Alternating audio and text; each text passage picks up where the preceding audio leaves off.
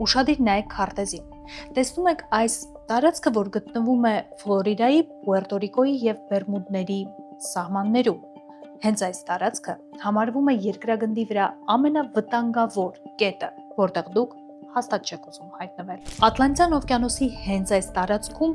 միստիկ ու անհասկանալի պայմաններում տասնամյակներ շարունակ անհետանում են ինքնաթիռներ, նավեր, տանելով իրենց հետ հազարավոր մարդկանց կյանքը դեպի Ատլանտյան օվկիանոսի մռայլ հատակը։ Այսօր ինքնաթիռներ ու նավեր, որոնք ունեն գերհագեցած եւ ժամանակակից նավիգատորներ ու GPS-ներ, շարունակում են անհետ կորել Բերմուդյան եռանկյունու տարածքում։ Իսկ հիմա ամենաշոկայինը, եթե տասնամյակներ շարունակ Բերմուդյան եռանկյունու առեղծվածը մնում էր չբացահայտված, հիմա արդեն Բերմուդյան եռանկյունու առեղծվածը պաշտոնապես բացահայտված է։ Ու ընդամենը մի քանի վայրկյանից ես ձեզ կպատմեմ, թե իրականում ինչ է տեղի ունեցել Ատլանտյան օվկիանոսի մռայլ հատակին եւ ինչի պատճառով Բերմուդյան եռանկյունու տարածքում մինչեւ այսօր էլ շարունակում են անհետանալ ինքնաթիռներ, նավեր, մարդիկ։ Պատասխանը ձեր մտքով անգամ չեր անցնում։ Եվ այսպես առեղծվածի բացահայտումը իմանալուց առաջ պետք է խորասուզվել այս պատմության մռայլ ալիքների մեջ։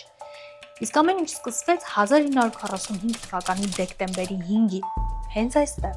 Ֆլորիդայում։ 5 ռազմական ինքնաթիռ բարձրանում էր օդ, պետք է կատարեր հերթական թռիչքը ու այն ոչինչով աչքի չպետք է ընկներ։ Բայց օդ բարձրանալուց ընդամենը րոպեներ անց սկսվում են տարօրինակությունները։ Օդաչուները կորցնում են կոորդինատները, նրանց սարքավորումները դուրս են գալիս գործածությունից։ Տպավորություն էր, որ ինքնաթիռներին շրջապատող տարածքի մագնիսային դաշտը շատ կտրուկ փոխվում է։ Օդաչուները կապի են դուրս գալիս օպերատորի հետ եւ հասցնում են միայն հայտնել, որ իրենց ներքևում Ատլանտյան օվկիանոսի ջրերը տարօրինակ սպիտակ գույն ունեն ու փայլում են, եւ իրենք մտնում են օդային տարածք, որը նախկինում չէին տեսել։ Այս հաղորդագրությունից հետո կապը բոլոր 5 ինքնաթիռների հետ կտրվում է ու դրանք բառի բուն իմաստով անհետանում են օդում։ Բայց այս պատմության ամենաշոկային մասը սկսվում է հենց հիմա։ Որոնողական աշխատանքներ իրականացնելու համար Ֆլորիդայից նույն այդ կետից օդ է բարձրանում եւս մեկ ինքնաթիռ, էկիպաժով կազմված 13 հոգուց։ Ինքնաթիռը ուներ հստակ առաջադրանք՝ բարձրանալ օդ, հասնել մոտավոր այն տարածքը, որտեղ անհետացել են 5 ինքնաթիռները եւ փորձել հասկանալ ուր են դրանք անհետացել։ Եվ ինչ եք մտածում, ինչ է կատարվում։ Ընդամենը մի քանի րոպե հետո կրկնվում է նույն սցենարը։ Ռադիոկապը խզվում է, կտրվում է եւ փրկարարական աշխատանքի դուրս եկած ինքնաթիռը 13 հոգով նորից անհետանում է։ Ու մինչև այսօր մարդիկ չեն հասկանում ինչպես կարող է 6 ինքնաթիռ հաշված վայրկյանների ընթացքում բառի բուն իմաստով ուղղակի անհետանալ։ Այս պատմությունը իսկապես շոկային էր ու հենց այդ պատճառով էլ այն գրավեց աշխարհի ուշադրությունը։ Հենց այս ժամանակ ավիացիայի պատմության մասնագետներ, գիտնականներ սկսեցին ուսումնասիրել պատմությունը, թերթել էջերը ու բացահայտվեց ամենասարսափելին։ Այն նույն աշխարհագրական տարածքում, որտեղ տեղի էր ունեցել 6 ինքնաթիռների անսպասելի ու անհասկանալի անհետացումը, իրականում 1945 թվականից դեռևս տասնամյակներ առաջ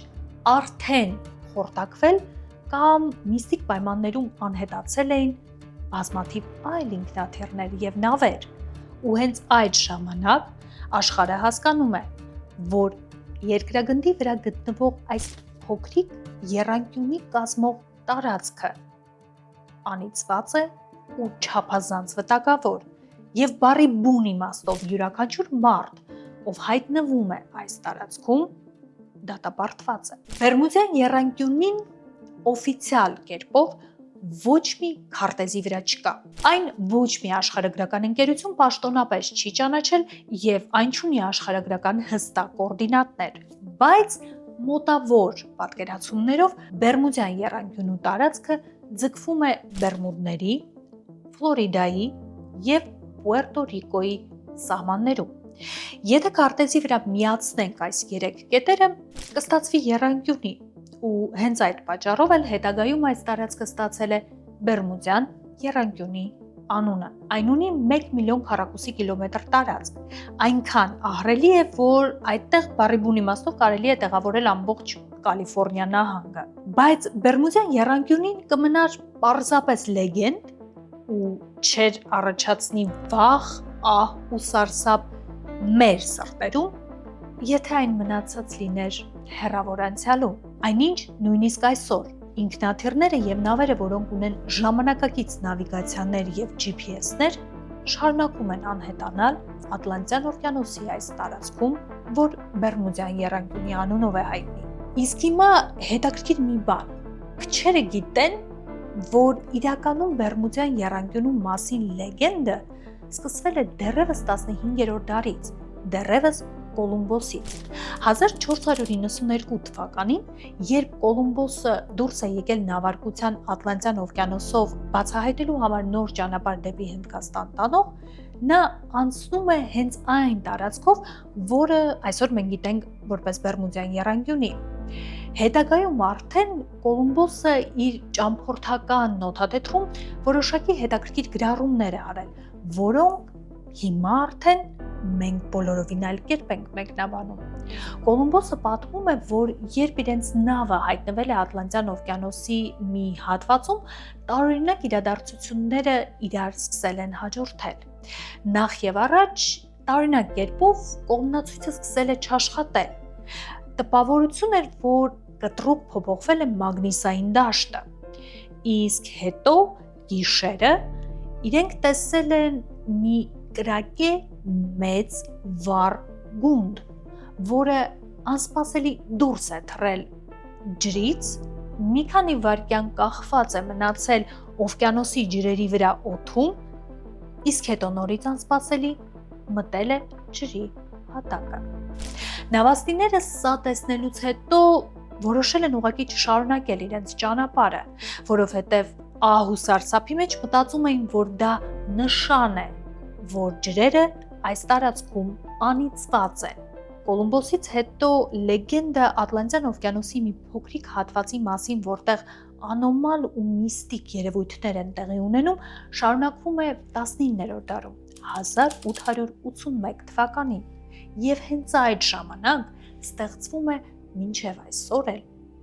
ահ եւ հետաքրքրություն առաջացնող Բերմուդյան եռանկյունու մի լեգենդ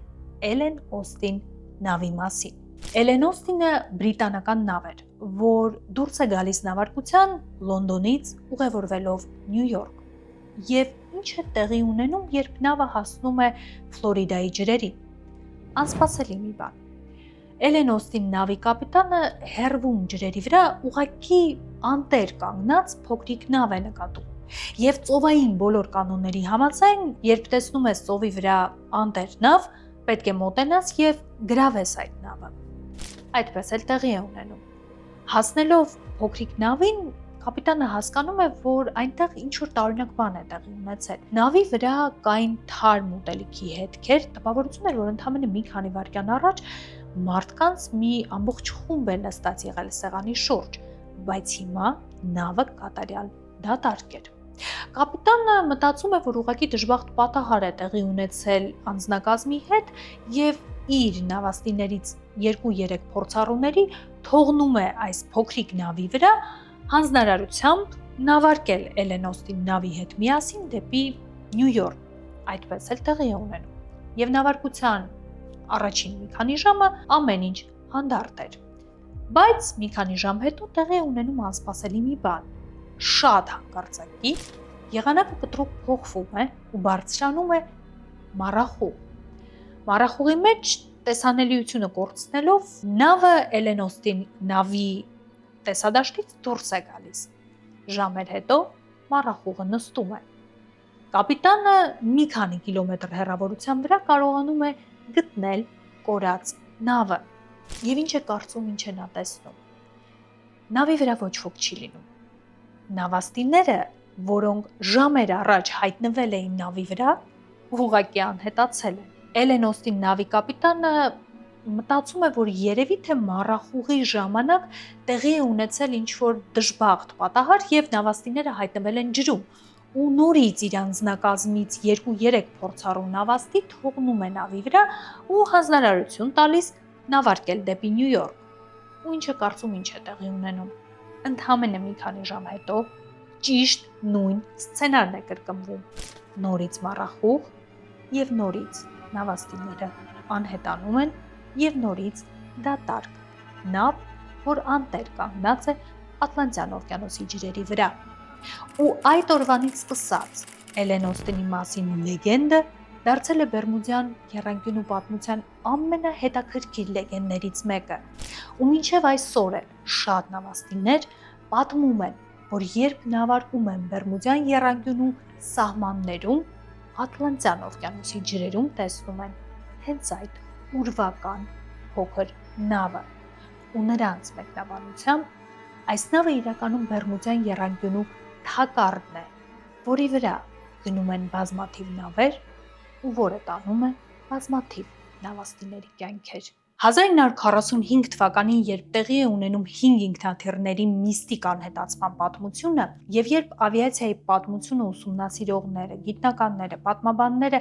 վեր են հանում եւ իմանում են, որ իրականում 1945 թվականից առաջ էլ այս նույն միստիկ տարածքում շատ անհավանական պայմաններում անհետացել են բազմաթիվ ինքնաթիռներ եւ նավեր, անիծված աշխարհագրական տարածքի մասին այս լեգենդը ավելի է մեծանում եւ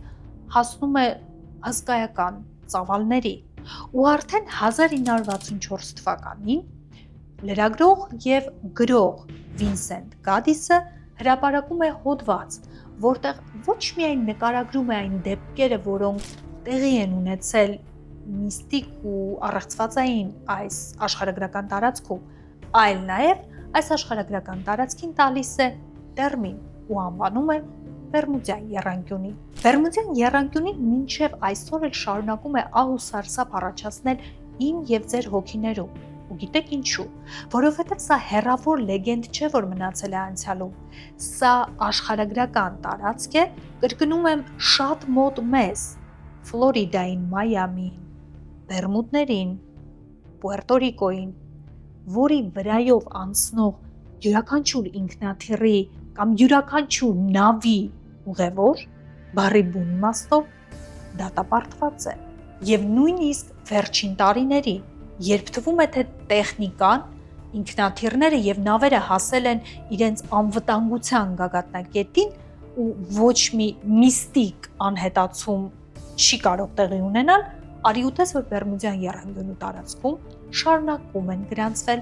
անհետացման դեպքերը։ Ու միայն վերջերս Բերմուդյան եռանկյունու տասնամյակների առեղծվածը բացահայտվեց։ Եվ այսպես, որոնք են հիմնական վարկածները, ինչ են մտածում մարդիկ, ինչ են տեղի ունեցել Բերմուդյան եռանկյունու տարածքում։ Իսկ թեորիաները ասելուց հետո ես կպատմեմ, թե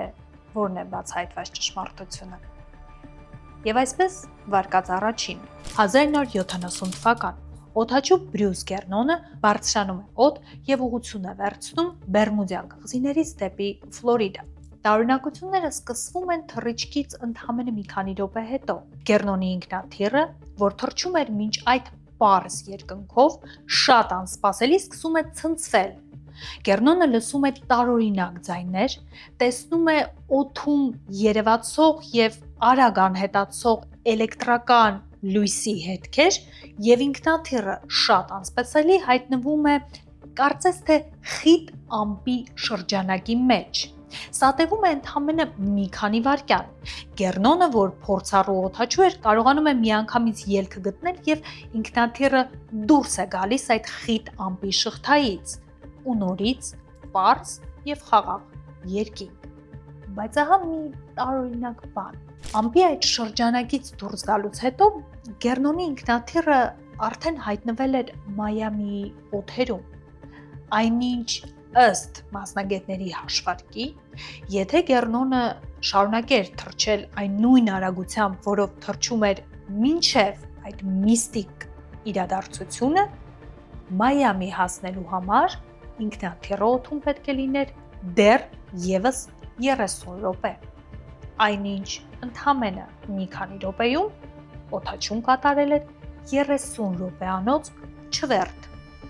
Ինչպես է դա հնարավոր։ Հենց այս պատմությունն էլ ընկած է առաջին ու շատ տարածված վարկածի հիմքում, համաձայն որի Բերմուդյան եռանկյունին այսպես ասած թունել է ժամանակի եւ տարածության, եւ նավերն ու ինքնաթիռները, որոնք հայտնվում են Բերմուդյան եռանկյունու տարածքում, իրականում չեն անհետանում։ Նրանք պարզապես անցնում են այս թունելով եւ հայտնվում են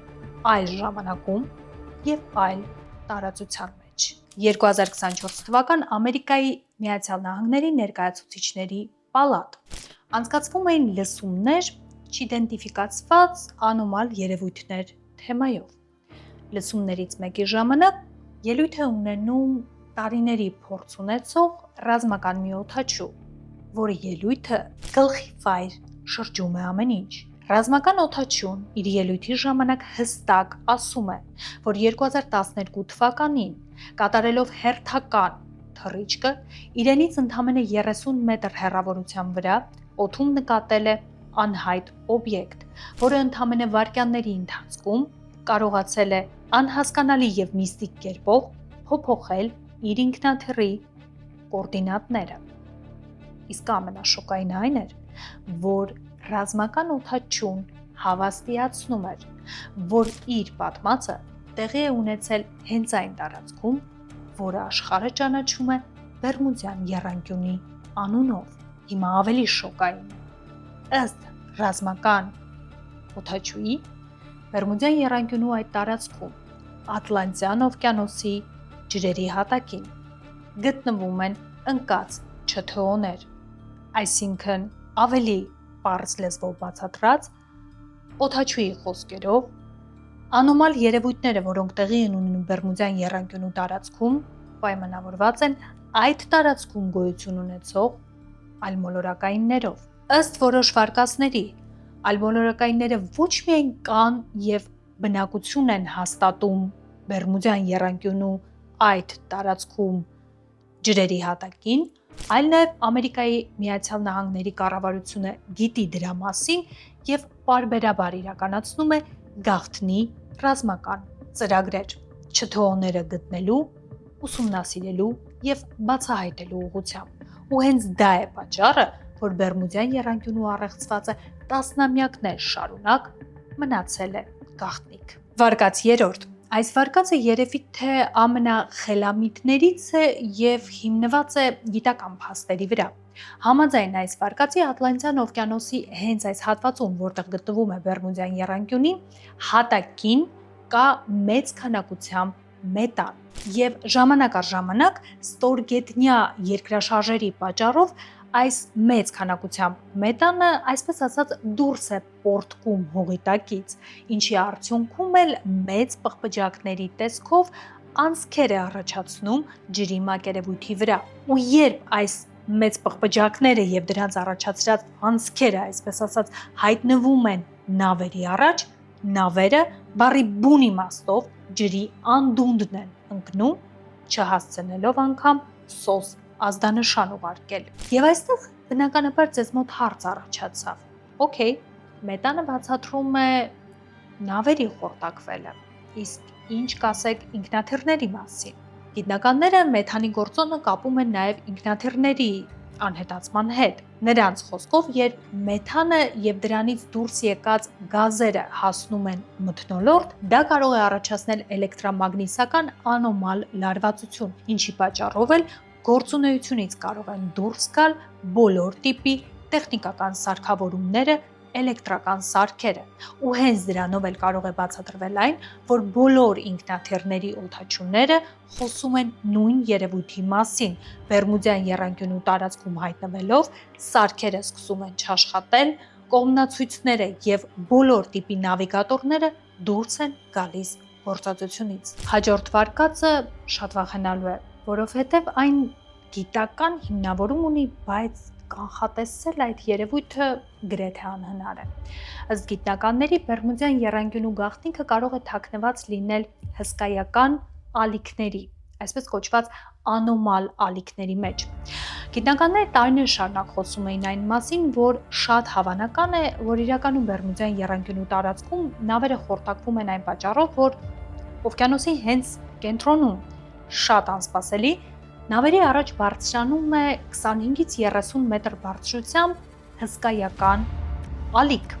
որը, որպեսզի հասկանաք, մոտավորապես 9 հարկանի շենքի բարձրություն ունի,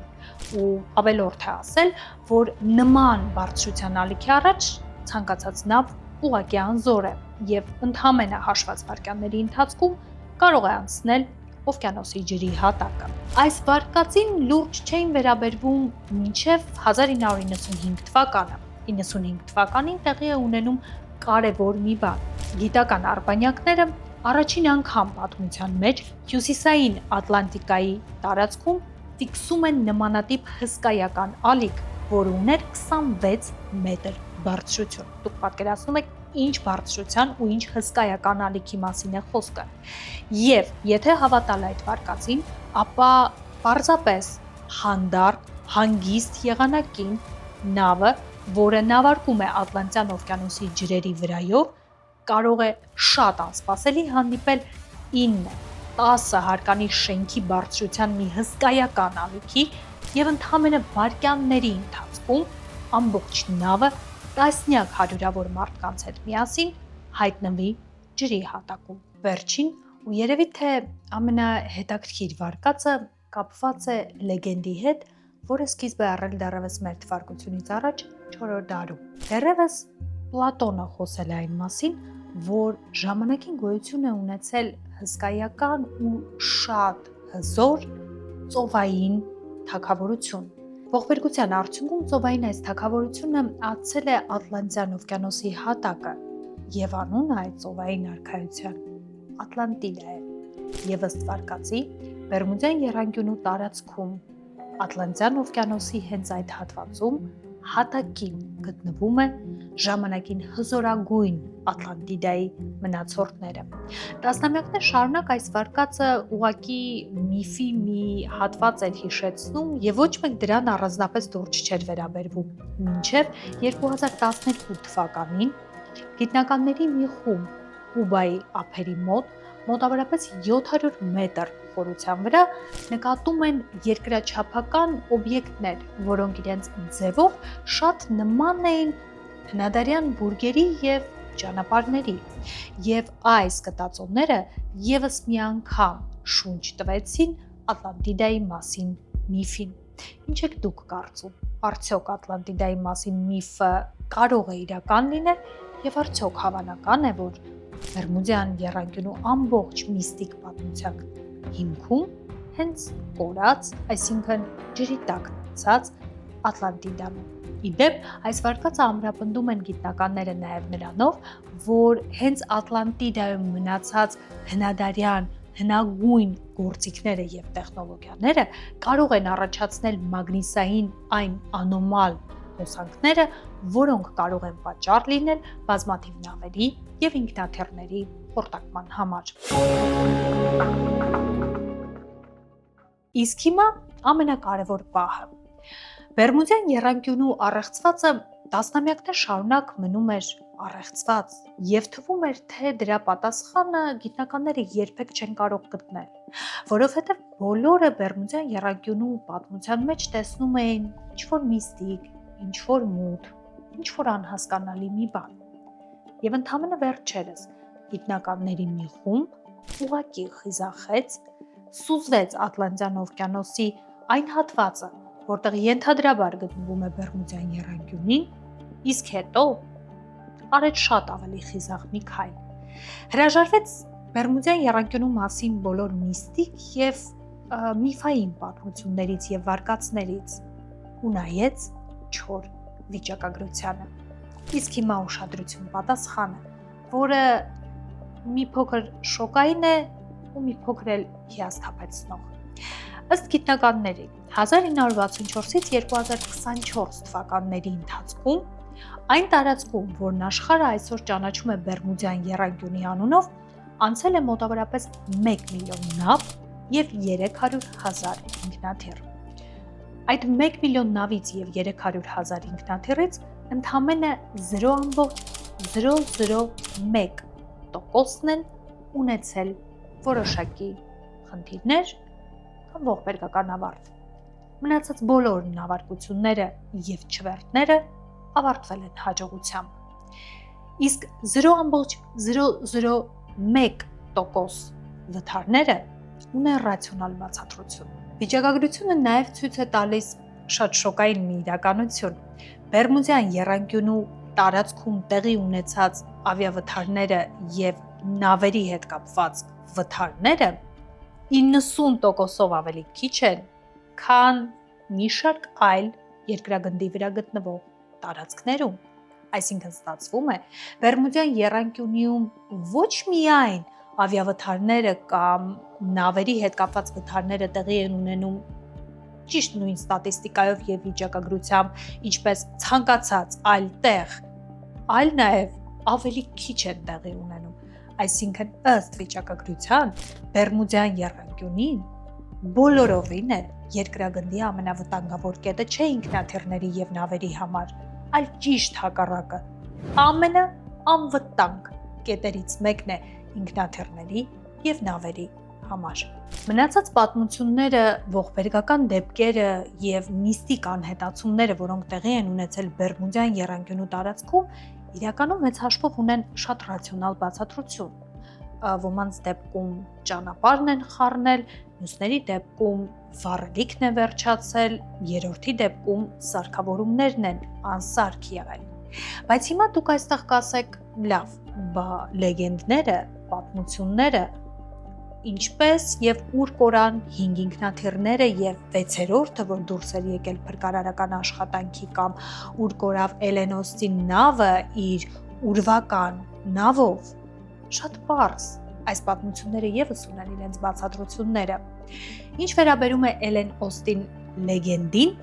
ապա կան վկայություններ այն մասին, որ իրականում ծովային այս լեգենդը հյուսվել է մի քանի տարբեր ժամանակներում տեղի ունեցած պատմություններից, իսկ Էլեն Օստին նավը իսկապես գոյություն է ունեցել, այն եղել է բրիտանական նավ, որը 1881 թվականին ոչ միայն չի անհետացել ուրվական նավի պատճառով, այլ նաև դեռ երկար տարիներ շարունակել է իր նավարկությունները։